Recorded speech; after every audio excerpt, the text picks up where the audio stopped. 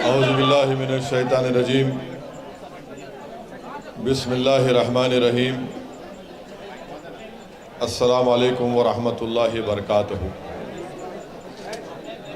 मोहतरम जनाब अख्तरुल ईमान साहब, रुकन असम्बली व सदर बिहार प्रदेश मजलिस इत्तेहादुल मुस्लिमीन जनाब सैयद आदिल साहब,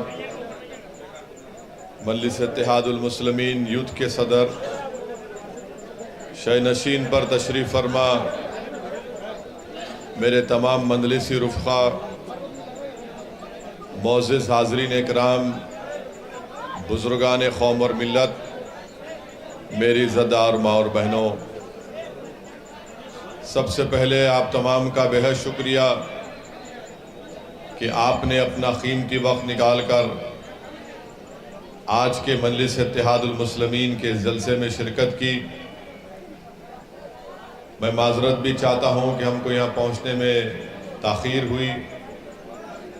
आप तमाम का बेहद शुक्रिया कि आप आज यहाँ पर आए। अज़ीज़ान मिल्लत इस्लामिया,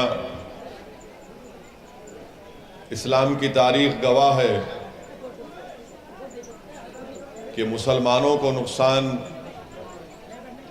बाहर से नहीं अंदर के लोगों से पहुंचा है। इस्लाम की तारीख़ गवाह है कि हमेशा से दुश्मन ने बाहर से वार नहीं किया, बल्कि अंदर के घर के दुश्मन ने हमेशा वार किया है। इसीलिए अगर आप तारीख़ का मुताला करेंगे तो करबला के मैदान से पैगाम मिलेगा कि नवासे रसूल को शहीद करने वाले मुसलमान, रसूलुल्लाह सल्लल्लाहु अलैहि वसल्लम की आल पर पानी बंद करने वाले मुसलमान, नवासे रसूल की गर्दन काटने वाले मुसलमान, इमाम हुसैन की गर्दन से बदतमीज़ी करने वाले मुसलमान,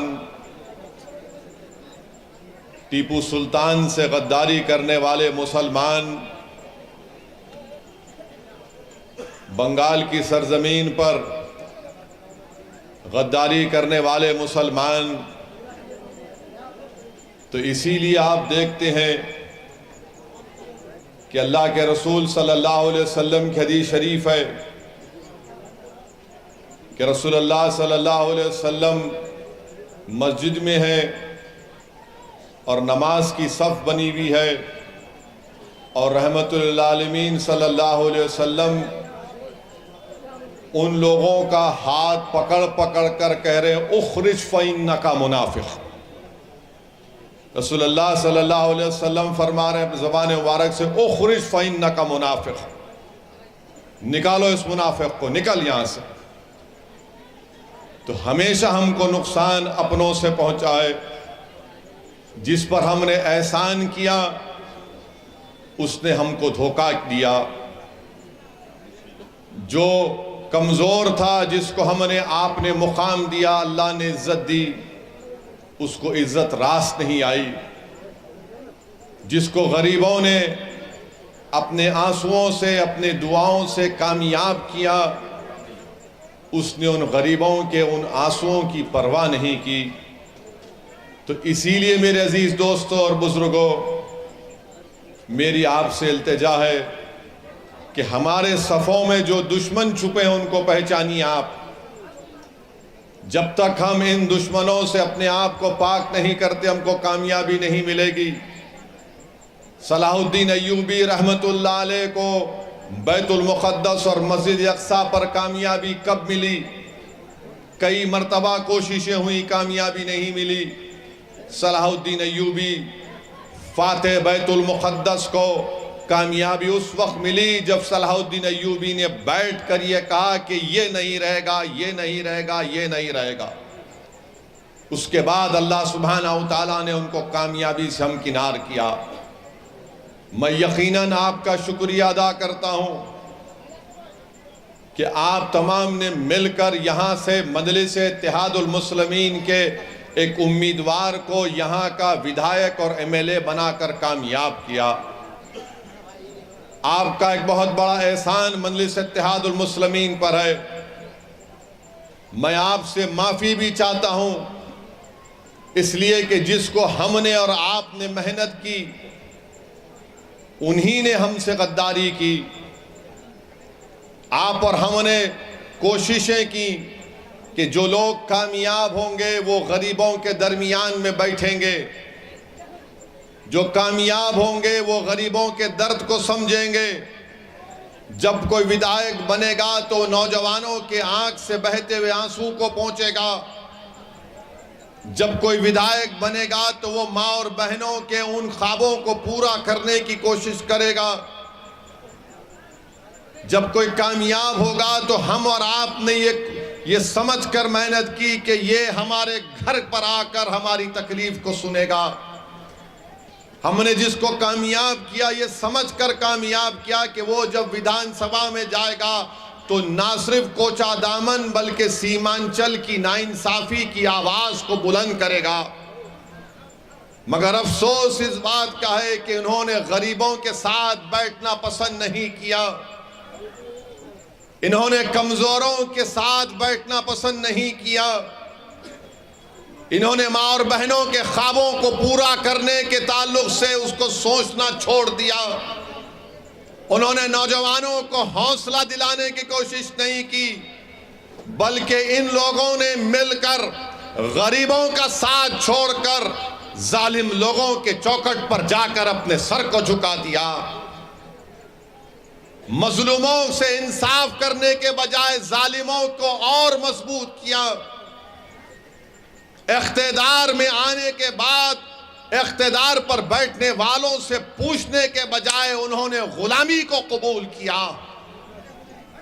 ऐसे लोग हमारा कभी साथ नहीं दे सकते थे और इन्होंने अपनी असलियत को दिखा दिया। ये गद्दारान कौम और मिल्लत हैं। अगर ये कह रहे हैं कि असदुद्दीन ओवैसी को तुमने धोखा दिया, तुमने असदुद्दीन ओवैसी को धोखा नहीं दिया, तुमने कोचा दामन के गरीबों और मजलूमों, नौजवानों को और माँ और बहनों के पीठ में तुमने खंजर घोंपा है और कभी भी यहाँ की आवाम तुमको माफ नहीं करेगी। अगर हिम्मत है तो आज आओ, इस्तीफा दो, आज इस्तीफा दो, मुकाबला करो, देखते हैं। मैं इन चारों बेईमानों से कह रहा हूं, अगर तुम में हिम्मत है तो इस्तीफा दो। खुदा की कसम खाकर कह रहा हूं, तुम जब दोबारा चुनाव लड़ोगे इस्तीफा देकर, तुम्हारी जमानत नहीं बचेगी। है तुम में हिम्मत तो बोलो, नीतीश को आ जाओ, तेजस्वी को आओ, तुम्हारे लिए कैंपेन करो। ओवैसी अकेला खड़ेगा, इन सबसे मुकाबला करेगा। मगर इस्तीफा नहीं देंगे, इस्तेसाल करेंगे। इनमें हिम्मत नहीं है इस्तीफा देने की। अरे तुम नहीं जीते, मजलिस की मोहब्बत में अवाम ने वोट दिया। तुम नहीं, तुम्हारी जात नहीं जीती, सीमांचल की लड़ाई के लिए अवाम ने वोट दिया। तुम्हारे बाप की वजह से तुम नहीं जीते, सीमांचल के गरीबों की वजह से तुमको कामयाबी मिली। ये समझ गए कि इनकी जात बहुत बड़ी है, इनफरादियत बहुत बड़ी है। अरे याद रखो, असदुद्दीन ओवैसी को अगर आज पहचान मिली तो अल्लाह के फजलो करम से मजलिस इत्तेहादुल मुस्लिमीन की वजह से मिली। मैं मजलिस की वजह से हूं, अगर मजलिस नहीं मगर नहीं हूं तो मैं कुछ भी नहीं।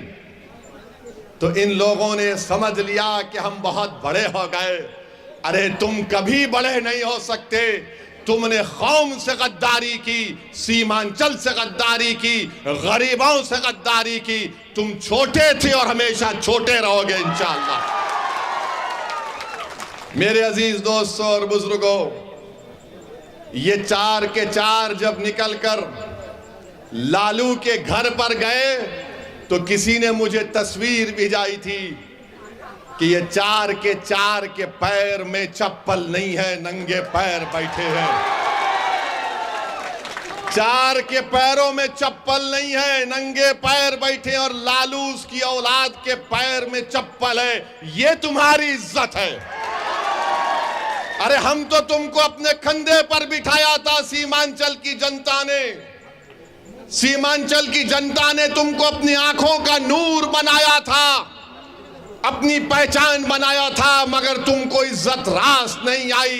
तुम चले गए, उसके पैरों में चले गए, तुम लालू के परिवार के। यहां पर महागठबंधन ने सीमांचल में जनसभा की तो इसी कोचा दामन के मौसूफ ने आखिरी सफ पे उनको बिठा दिए और फोटो डाल रहे कि मैं बैठा हूं।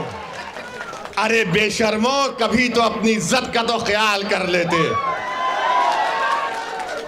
तुमको अल्लाह इज्जत दे रहा था, तुमको इज्जत रास नहीं आई। मगर मेरे अजीज दोस्तों और बुजुर्गों, सीमांचल किसने कहना शुरू किया? क्या राजद ने कहा सीमांचल? क्या लालू ने कहा सीमांचल? क्या नीतीश ने कहा सीमांचल? क्या मोदी ने कहा सीमांचल? सीमांचल अगर किसी ने कहा तो मजलिस इत्तेहादुल मुस्लिमीन ने कहा। आज हम सीमांचल कह रहे हैं तो सबको मजबूरी की हालत में बोलना पड़ रहा है, सीमांचल सीमांचल सीमांचल। मैं आपसे वादा पहले भी किया था और आज भी कर रहा हूं, अगर सारी दुनिया मेरी खिलाफ हो जाए तब भी अकेला असदुद्दीन ओवैसी खड़े होकर सीमांचल की लड़ाई लड़ेगा। मैं दुनिया के खिलाफ जाने को तैयार हूं। और जो लोग धोखा दिए सीमांचल की आवाम को, सुन लो, अल्लाह सुब्हाना व तआला तुमको जलील और रुस्वा करेगा।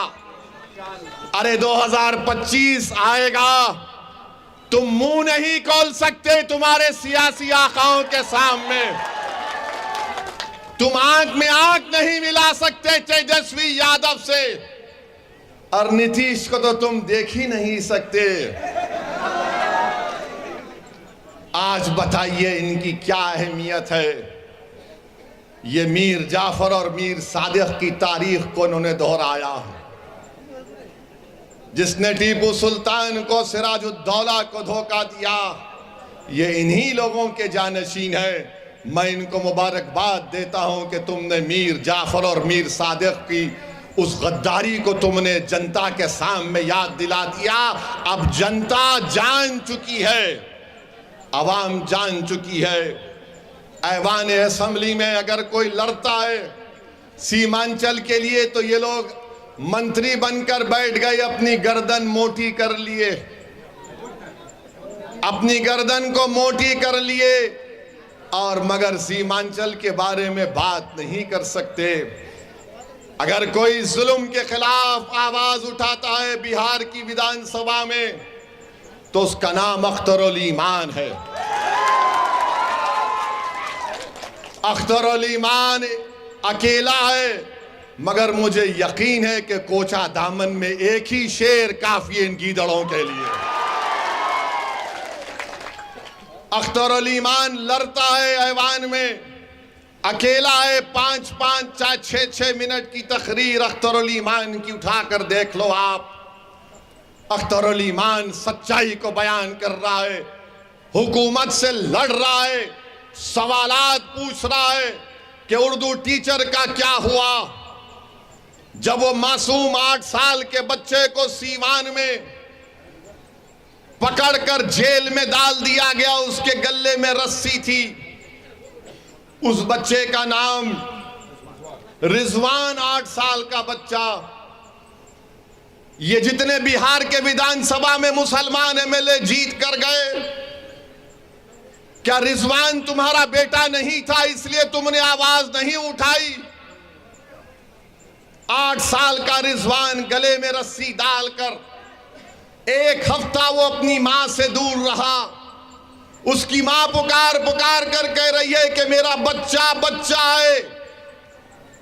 वो 16-17 साल का नहीं है।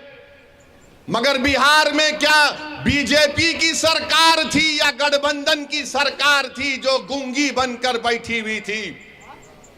रिजवान की मां पुलिस स्टेशन के आगे 8 दिन तक अपने लखते जिगर के लिए तड़पती रही कि मेरा बेटा अंदर है, मैं कैसे बाहर जिंदा रह सकती हूं।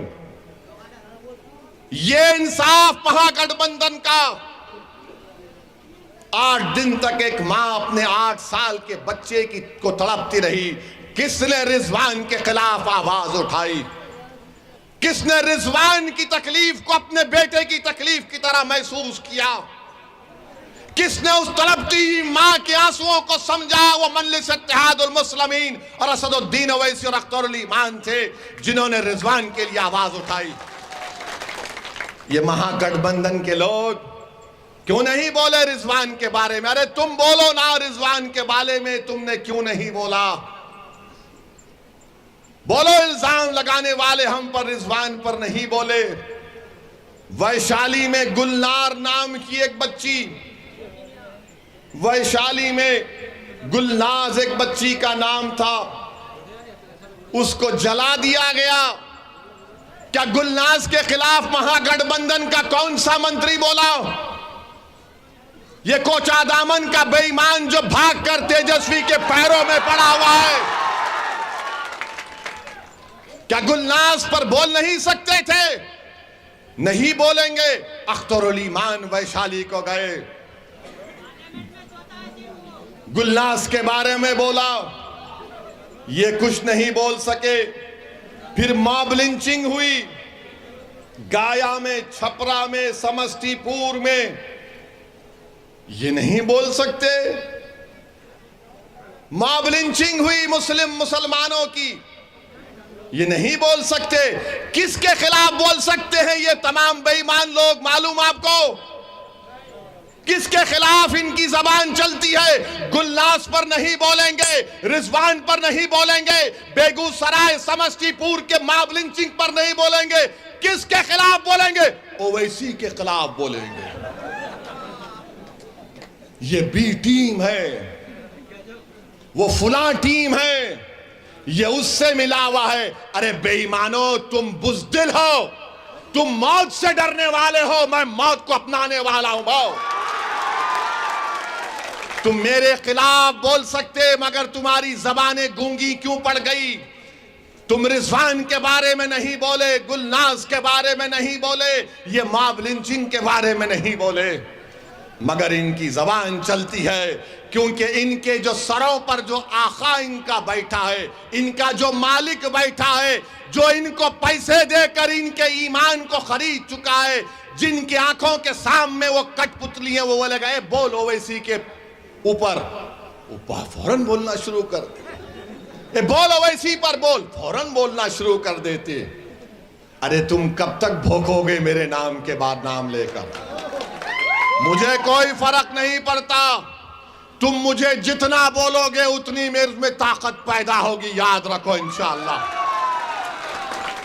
आज आप बताइए, ये सब बातें हो रही हैं और गठबंधन का जलसा हुआ, बीजेपी के अमित शाह का जलसा हुआ। अमित शाह ने कहा कि सीमांचल में घुसपैठियां घुस जाते हैं। अमित शाह साहब, इस मुल्क के होम मिनिस्टर तुम हो, मैं नहीं हूं। इस सीमांचल में कोई घुसपैठी नहीं है। इस सीमांचल में बाइज्जत भारत का शहरी रहता था और रहेगा इंशाअल्लाह ताला। घुसपैठी है, कौन घुसपैठी है? कहां का घुसपैठी है? मगर बीजेपी की साजिश ये है कि एनपीआर एनआरसी को लागू किया जाए घुसपैठियों के नाम पर।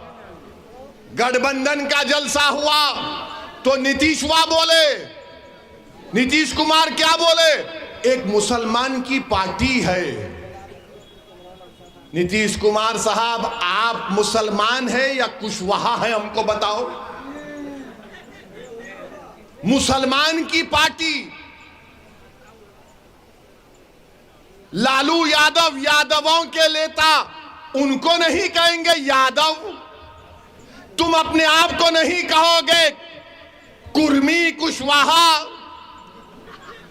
तुम किसी ठाकुर को नहीं कहोगे, ब्राह्मण को नहीं बोलोगे, तुम किसी को नहीं बोलोगे, किसको बोलोगे? मुसलमान की पार्टी। क्या बिहार में सिर्फ मुसलमान ही वोटर है, दूसरा कोई वोटर नहीं है। नीतीश कोई दूसरा वोटर नहीं है। नहीं, मुसलमान की पार्टी का तो हमने 4 को ले लिया। अरे जो बिकने वाला था तुमने उसको खरीद लिया। जो सारी दौलत को ठुकरा कर हक के लिए लड़ रहा है वो उसका नाम अख्तरुल ईमान है। एक तरफ अख्तरुल ईमान तो चारों बेईमान। एक तरफ इज्जत का रास्ता, दूसरी तरफ जिल्लत का रास्ता। एक तरफ हक का रास्ता, एक तरफ बातिल की गुलामी का रास्ता। मंजलिस हक के रास्ते पर चलने वाली है। मंजलिस जालिम का नहीं मजलूम का साथ देती आई है। मंजलिस पंजा आजमाई करेगी। अरे ताकत को देखकर झुक जाने वाला कमजोर होता है, ताकत को देखकर खड़े होकर लड़ने वाला उसको कहते हैं अल्लाह पर यकीन करने वाला। मेरे अजीज दोस्तों और बुजुर्गों, नीतीश कुमार कहते हैं मुसलमान की पार्टी, तो फिर वो रिजवान मुसलमान नहीं था नीतीश कुमार। वो गुलनाज मुसलमान नहीं थी नीतीश कुमार। वो जो 3 लोगों को मॉब लिंचिंग में मार दिया गया वो मुसलमान नहीं थे। तो नीतीश कुमार को इनसे मोहब्बत नहीं, किससे मोहब्बत है? सत्ता से, तुम्हारे वोट से।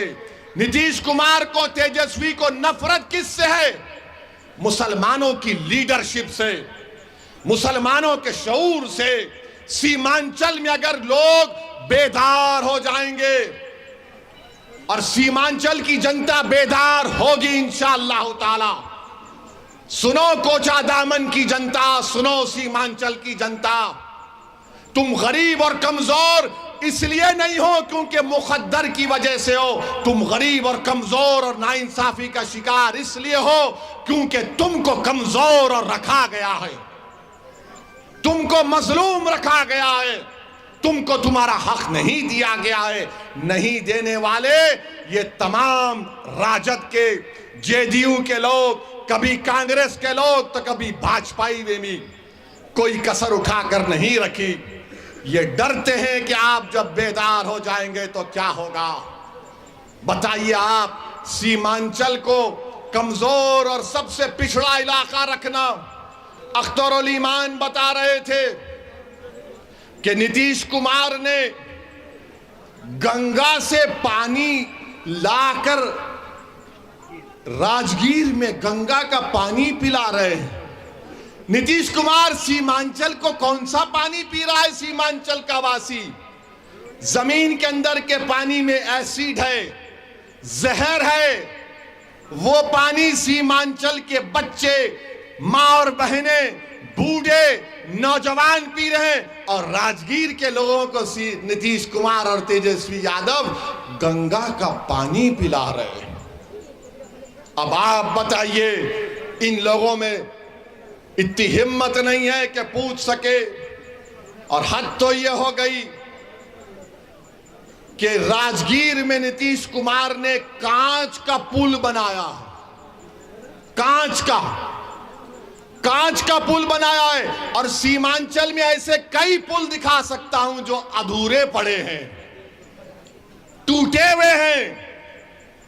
मगर नीतीश कुमार को राजगीर में कांच का पुल और हमारी राहों में कांच डालना इनका काम है।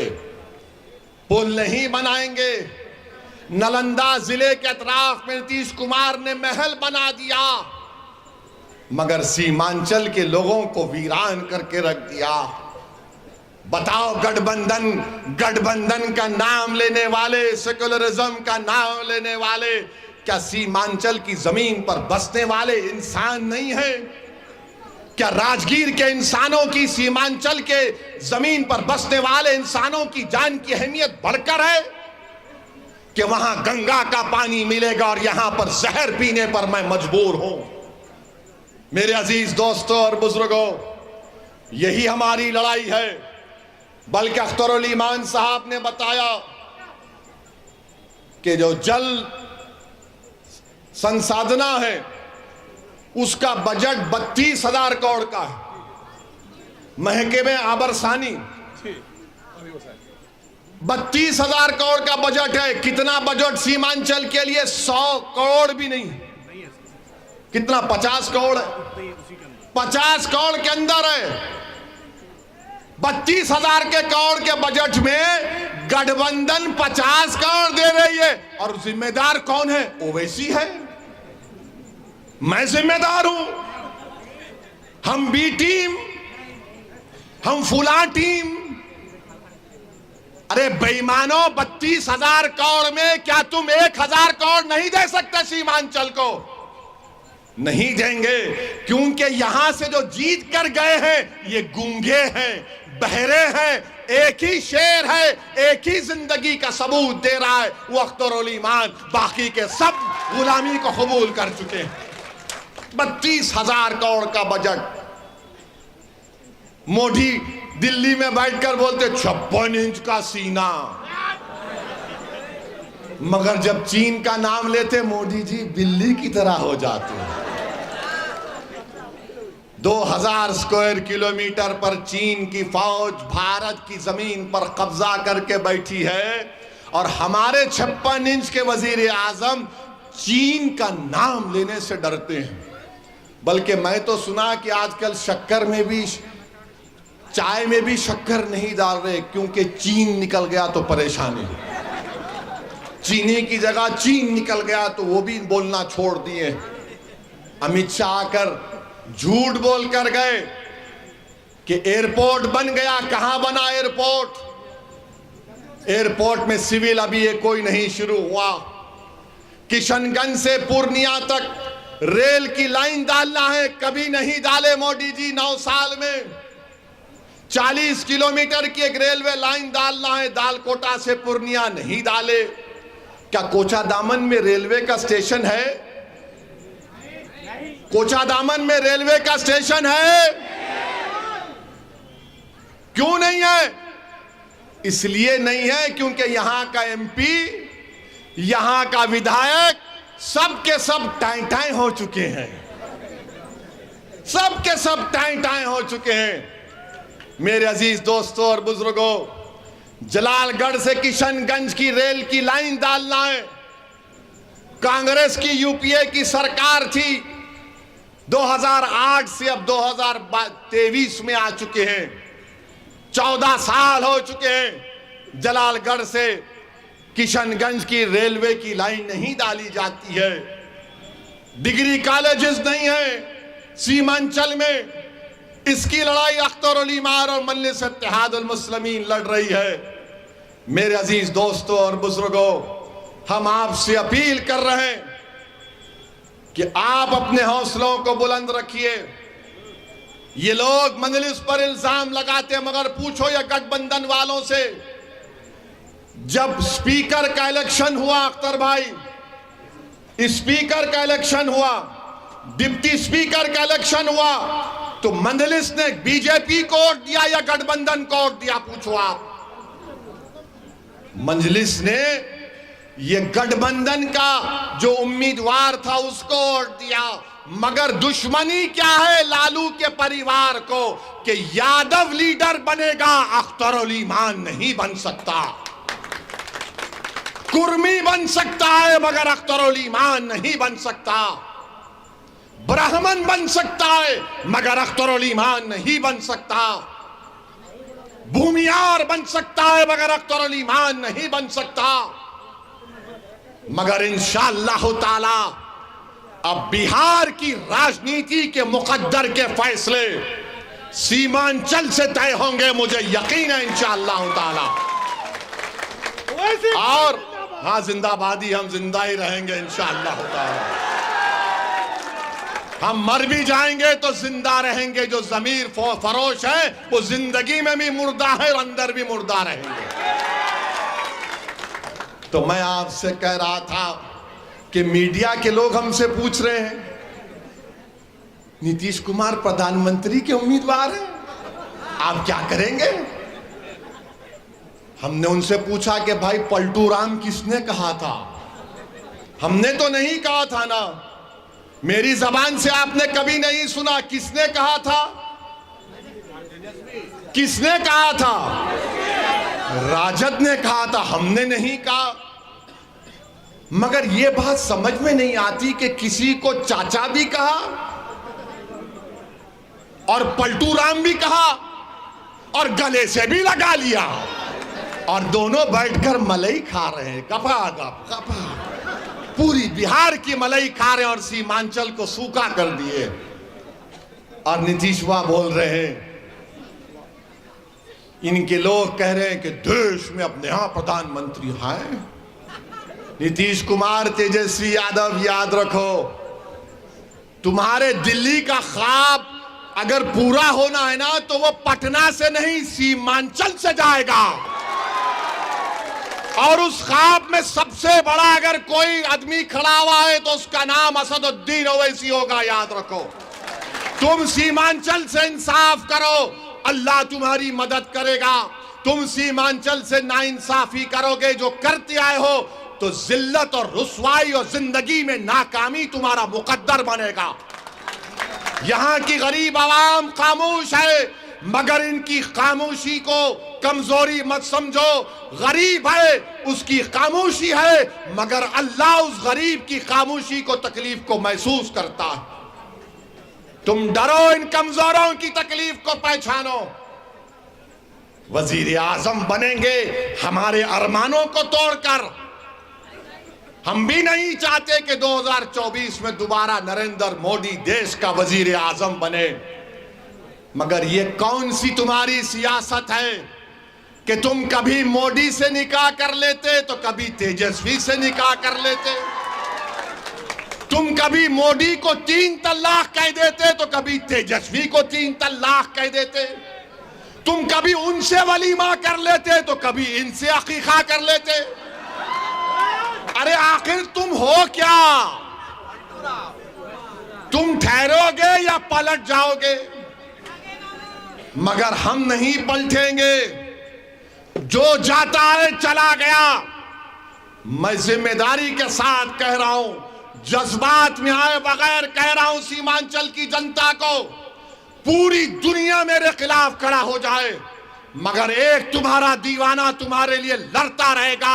सीमांचल की लड़ाई बोलता रहेगा, लड़ता रहेगा इंशाअल्लाह ताला। क्योंकि हमारी लड़ाई सीमांचल की लड़ाई सत्ता की लड़ाई नहीं है, इंसाफ की लड़ाई है। हमारी सीमांचल की लड़ाई विधानसभा में सीटों को बढ़ाने की नहीं है, गरीबों के आंसुओं की पहुंचने की लड़ाई है। सीमांचल की लड़ाई मां और बहनों को एक उम्मीद दिलाने की लड़ाई है। और सीमांचल की लड़ाई सिर्फ मुसलमानों की नहीं, इस जमीन पर बसने वाले हर इंसान की लड़ाई असदुद्दीन ओवैसी और अख्तर ईमान लड़ेंगे। तो मेरे अजीज दोस्तों और बुजुर्गों, अभी तो शुरुआत है। इंशाअल्लाह ताला रमजान के बाद फिर आऊंगा। इन्होंने शेर जब जख्मी हो जाता है तो ज्यादा खतरनाक होता है, और जब गीदड़ जख्मी हो जाता है तो दुम अपने पैरों में रख के अपने आका के पास जाकर मुंडी झुका देता है, सर झुका देता है। तुम याद रखो, आपको यकीन दे रहा हूं, सीमांचल के लिए मजलिस लड़ती आई और लड़ती रहेगी। और आपसे वादा कर रहा हूं कि पिछले विधानसभा के चुनाव में मुझसे एक कोताही हो गई।